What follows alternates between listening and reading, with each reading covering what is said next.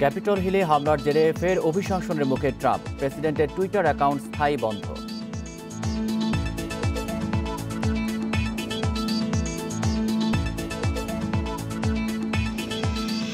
বিশ্বে একদিনে 8,26,000 নতুন রোগী শনাক্ত, যুক্তরাষ্ট্র ও যুক্তরাজ্য সর্বোচ্চ আক্রান্তের রেকর্ড।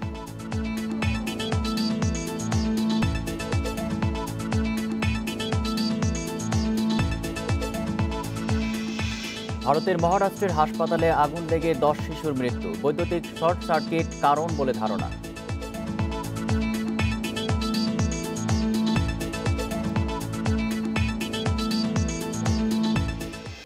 স্বাগত আন্তর্জাতিক খবর নিয়ে আমাদের নিয়মিত আয়োজন পূর্ব পশ্চিমে। আপনাদের সাথে আছি আমি আলী আশরাফ। শুনছিলেন শিরোনাম, এবার বিস্তারিত। মার্কিন কংগ্রেস ভবনে হামলার জেরে ফের অভিশংসনের মুখে ডোনাল্ড ট্রাম্প। সোমবার মার্কিন কংগ্রেসের নিম্নকক্ষে এই সংক্রান্ত প্রস্তাব তুলতে যাচ্ছেন স্পিকার ন্যান্সি পেলোসি। ট্রাম্পের বিরুদ্ধে বিদ্রোহে প্ররোচনা দেওয়ার অভিযোগ আনা হচ্ছে। এদিকে সহিংসতায় উস্কানির অভিযোগে ট্রাম্পের অ্যাকাউন্ট স্থায়ীভাবে বন্ধ করে দিয়েছে টুইটার। যুক্তরাষ্ট্রের ইতিহাসে প্রথম প্রেসিডেন্ট হিসেবে দ্বিতীয় দফা অভিশংসনের মুখে পড়তে যাচ্ছেন ডোনাল্ড ট্রাম্প। ক্ষমতার অপব্যবহারের অভিযোগে তার বিরুদ্ধে অভিশংসন প্রস্তাব পাশ করে মার্কিন কংগ্রেসের নিম্নকক্ষ হাউস অব রিপ্রেজেন্টেটিভস। তবে 2020 সালে তা খারিজ করে দেয় রিপাবলিকানদের দখলে থাকা কংগ্রেসের উচ্চকক্ষ সিনেট। ক্ষমতা ছাড়ার আগ মুহূর্তে আবারও অভিশংসনের মুখে পড়তে যাচ্ছেন মার্কিন প্রেসিডেন্ট। এবার তার বিরুদ্ধে ক্যাপিটল হিলে হামলায় উস্কানির অভিযোগ ডেমোক্র্যাটদের। ক্ষমতার শেষ মুহূর্তে ট্রাম্প পারমাণবিক হামলা চালাতে পারে বলে আশঙ্কা করছিলেন ডেমোক্র্যাট নেতারা। এ বিষয়ে সতর্কতামূলক অবস্থান নিতে সামরিক বাহিনীর শীর্ষ কর্মকর্তাদের আহ্বান জানিয়েছেন স্পিকার ন্যান্সি পেলোসি। ডেমোক্র্যাট ও রিপাবলিকান অনেক সিনেটর ট্রাম্পের অভিশংসন চাইলেও বিষয়টি কংগ্রেসের হাতেই ছেড়ে দিয়েছেন নবনির্বাচিত প্রেসিডেন্ট জো বাইডেন। তবে ট্রাম্পকে বিব্রতকর বলে মন্তব্য করেছেন তিনি।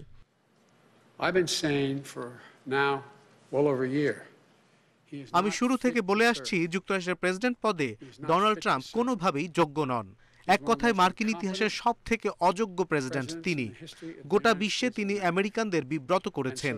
হাতে 6 মাস সময় থাকলে তাকে অভিশংসনের বিষয়ে ভাবতাম, কিন্তু এখন সময় নেই। আমি কেবল আমার দায়িত্ব সফলভাবে পালন করতে চাই। ট্রাম্পের বিরুদ্ধে ডেমোক্র্যাটদের অভিশংসনের প্রস্তাব প্রথমে প্রতিনিধি পরিষদে উঠবে। সেখানে পক্ষে মত এলে প্রস্তাব যাবে রিপাবলিকান সংখ্যাগরিষ্ঠ সিনেটে, যা 19 জানুয়ারি পর্যন্ত ছুটিতে রয়েছে। ক্যাপিটল হিলে হামলায় উস্কানিমূলক বক্তব্য দিয়ে বিশ্বজুড়ে তীব্র সমালোচনার মুখে পড়েছেন ডোনাল্ড ট্রাম্প। এর মধ্যেই বাইডেনের শপথ অনুষ্ঠানে উপস্থিত না থেকে আরেকটি নিয়ম ভাঙতে যাচ্ছেন তিনি। পাশাপাশি ঘনিষ্ঠ কর্মকর্তাদের একের পর এক পদত্যাগে আরও কোণঠাসা বিদায়ী প্রেসিডেন্ট। এদিকে উস্কানিমূলক বক্তব্যের কারণে মার্কিন প্রেসিডেন্ট ডোনাল্ড ট্রাম্পের অ্যাকাউন্ট স্থায়ীভাবে বন্ধ করে দিয়েছে টুইটার। এর আগে ক্যাপিটল হিলে হামলার জেরে 12 ঘণ্টা বন্ধ ছিল তার account. Nusrat Serin, independent news.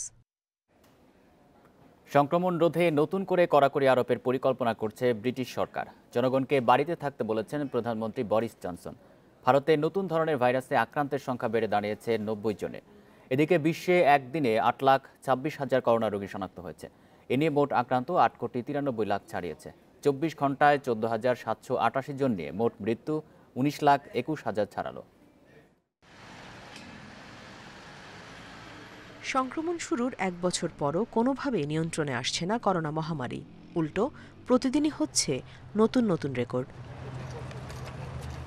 যুক্তরাষ্ট্রে একদিনে 3,01,000 নতুন রোগী শনাক্ত হয়েছে, যা এ পর্যন্ত দেশটিতে একদিনে সর্বোচ্চ। এ নিয়ে যুক্তরাষ্ট্রে আক্রান্তের সংখ্যা 2,24,00,000-এর বেশি। শুক্রবার দেশটিতে প্রায় 4,000-এর মৃত্যু হয়েছে। যুক্তরাষ্ট্রের পর একদিনে সবচেয়ে বেশি মৃত্যুর সাক্ষী হয়েছে যুক্তরাজ্য। দেশটিতে প্রাণ গেছে 1,325 জনের, যা দেশটিতে সংক্রমণ শুরুর পর সর্বোচ্চ। একই সাথে শুক্রবার যুক্তরাজ্যে সর্বোচ্চ 68,000 নতুন শনাক্তের রেকর্ড হয়েছে।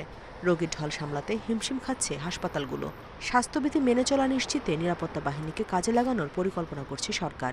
সেই সাথে আক্রান্ত না হলেও নিজেকে আক্রান্ত ভেবে সতর্কতামূলক পদক্ষেপ নেয়ার পরামর্শ দিয়েছেন প্রধানমন্ত্রী বরিস জনসন।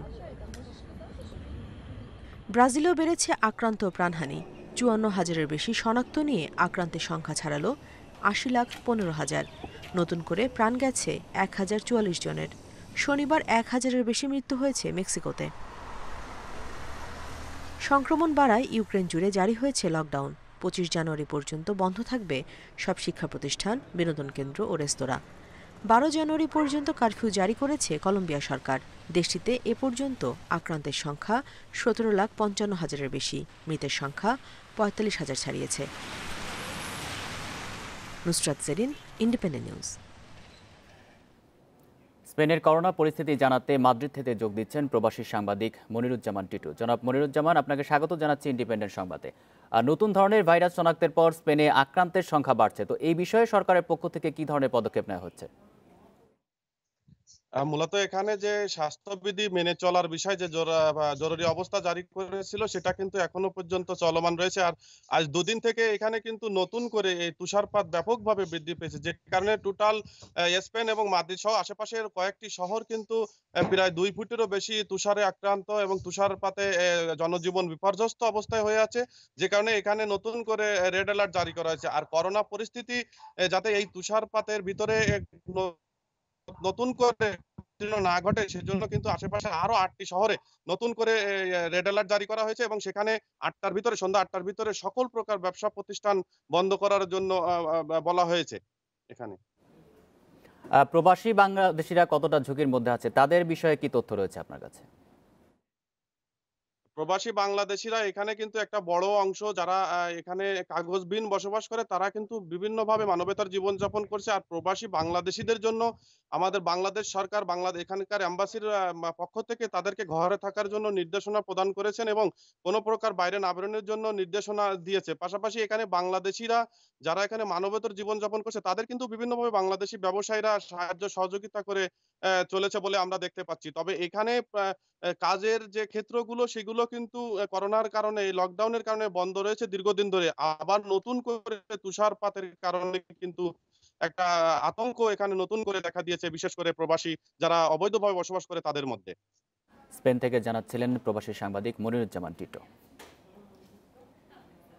মার্কিন ওষুধ প্রস্তুতকারক প্রতিষ্ঠান ফাইজারের করোনা ভ্যাকসিন নিয়েছেন সৌদি বাদশা সালমান বিন আব্দুল আজিজ। শনিবার টিকার প্রথম ডোজ নেন তিনি। নিজের সুরক্ষার পাশাপাশি সরকারের প্রতিকারের চেয়ে প্রতিরোধী শ্রেয় নীতি জনগণের সামনে তুলে ধরতেই বাদশা টিকা নিয়েছেন বলে জানান সৌদি আরবের স্বাস্থ্যমন্ত্রী তৌফিক আল রাবিয়া। এদিকে যুক্তরাষ্ট্রের ফাইজার ও যুক্তরাজ্যের অক্সফোর্ডের করোনার টিকা ইরানে আমদানি না করার নির্দেশ দিয়েছেন দেশটির সর্বোচ্চ ধর্মীয় নেতা আয়াতুল্লাহ আলী খামেনি। শুক্রবার টেলিভিশনে এক বক্তৃতায় সরকারকে এই নির্দেশ দেন তিনি। বক্তৃতায় পশ্চিমা দেশগুলোকে বিশ্বাস করা যায় না বলে মন্তব্য করেন খামেনি। তবে কোথা থেকে টিকা নেওয়া যেতে পারে সে বিষয়ে বিস্তারিত কিছু জানাননি খামেনি। ফাইজার বায়োএনটেকের তৈরি করোনার টিকার 1.5 লাখ ডোজ আমদানির পরিকল্পনা করেছিল ইরানের রেড ক্রিসেন্ট সোসাইটি। গত মাসের শেষের দিকে নিজেদের তৈরি টিকা মানবদেহে পরীক্ষা শুরু করেছে ইরান।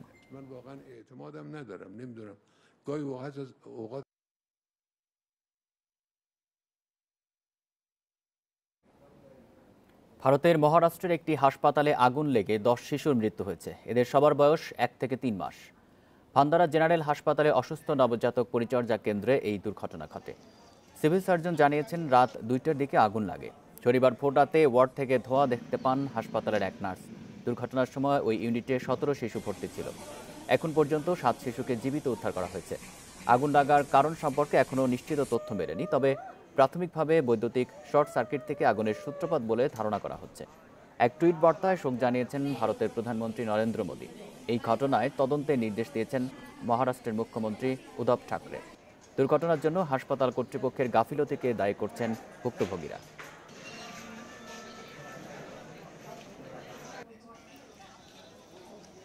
সামরিক এবং পারমাণবিক শক্তি বাড়ানোর ঘোষণা দিয়েছেন উত্তর কোরিয়ার সর্বোচ্চ নেতা কিম জং উন। দেশটির সরকারি সংবাদ মাধ্যম এই খবর নিশ্চিত করেছে। কিম বলেন, তার দেশের সুরক্ষার জন্যই সামরিক শক্তি বাড়ানো প্রয়োজন। দ্রুত শক্তি বৃদ্ধির জন্য বেশ কিছু পরিকল্পনার কথাও জানান তিনি।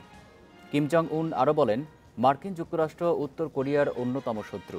যুক্তরাষ্ট্রের প্রেসিডেন্ট যে ব্যক্তিই হোক না কেন, ওয়াশিংটন তার পিয়ংইয়ংয়ের প্রতি কখনোই নীতি পরিবর্তন করবে না।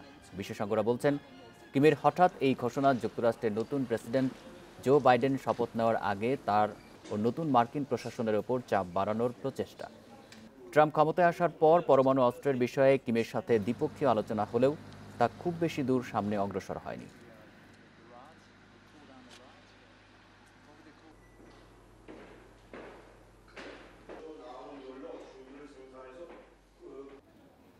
তিন দশক ধরে চলে আসা দ্বৈত মুদ্রা পদ্ধতি বন্ধ করে দিয়েছে কিউবাতে। দেশটির ভয়াবহ অর্থনৈতিক সংকট মোকাবেলায় 1 জানুয়ারি থেকে নতুন এই মুদ্রা সংস্কার পরিকল্পনা চালু করে সরকার। এতদিন আন্তর্জাতিক বাণিজ্য পরিচালনায় সিইউপি অর্থাৎ কিউবা পেসো ব্যবহার করে আসছিল দেশটি। আর অভ্যন্তরীণ প্রয়োজনে নাগরিকরা ব্যবহার করত কিউবা কনভার্টেবল পেসো বা সিইউসিও। তবে সরকারের নেওয়া নতুন পরিকল্পনায় সিইউসি বন্ধ করে দেওয়া হচ্ছে, যা দেশটির মুদ্রাস্ফীতিতে কিছুটা লাগাম টানার পাশাপাশি বিনিয়োগ খাত ও মুক্ত বাজারকে সমৃদ্ধশালী করবে বলে মনে করেন সংশ্লিষ্টরা। তবে বিশ্লেষকদের মতে এই সংস্কারের মাধ্যমে কিছু জটিল অর্থনৈতিক ও সামাজিক সমস্যার মুখোমুখি হতে পারে কিউবা।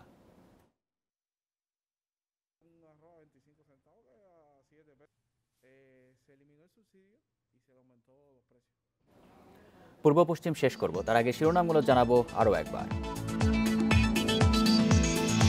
ক্যাপিটল হিলে হামলার জেরে ফের অভিশংসনের মুখে ট্রাম্প, প্রেসিডেন্টের টুইটার অ্যাকাউন্ট স্থায়ী বন্ধ।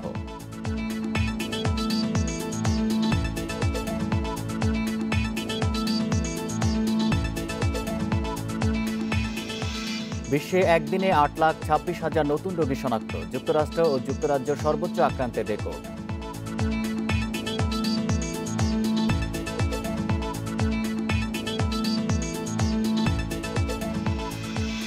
ভারতের মহারাষ্ট্রের হাসপাতালে আগুন লেগে 10 শিশুর মৃত্যু, বৈদ্যুতিক শর্ট সার্কিট কারণ বলে ধারণা।